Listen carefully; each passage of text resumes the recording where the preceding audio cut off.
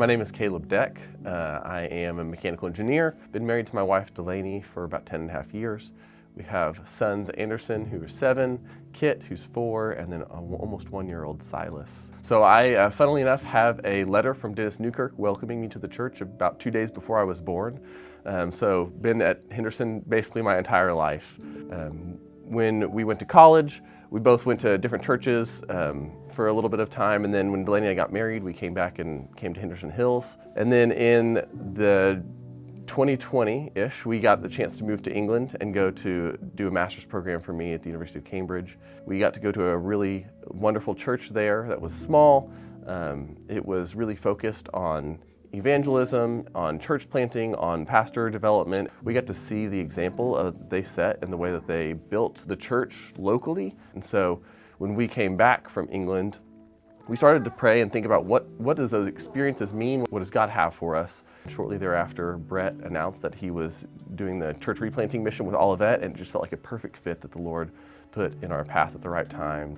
In some ways, it was really exciting. We're excited for a new thing where we feel that God is leading us. There was a lot of fear to it too, and just nervousness, I think, of something different. We had a sending off Sunday at Henderson Hills where people prayed for us, which was a really sweet time to have so many friends from decades of our lives praying for us and sending us off well. So setting up on Sunday mornings involves a lot of physical work for us as we get things ready. There's so much beauty to seeing the church body come together every Sunday morning and working together to physically put things together. And I think there's a lot of value in having everyone need to do those things, right? Like if you are gone for a Sunday, like we feel that. And as we've seen our church grow, to have all of our membership work together every single Sunday, it does make it easier every single Sunday logistically to get things done, but it also is just a sweet reminder of how the body is reliant on each other.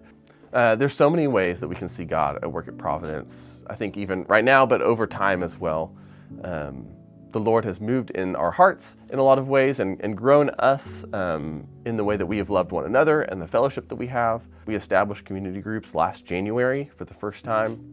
And so we were able to have several smaller groups that meet throughout the week that are multi-generational. And so as we see people maybe in our own stage of life growing in the Lord and in struggles and triumphs as well, we're also able to see that in people who are 30 years older and 15 years younger.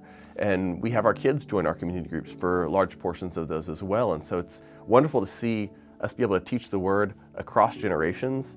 I think there's a lot of ways that we have been stretched and grown in our spiritual gifts that we wouldn't have expected.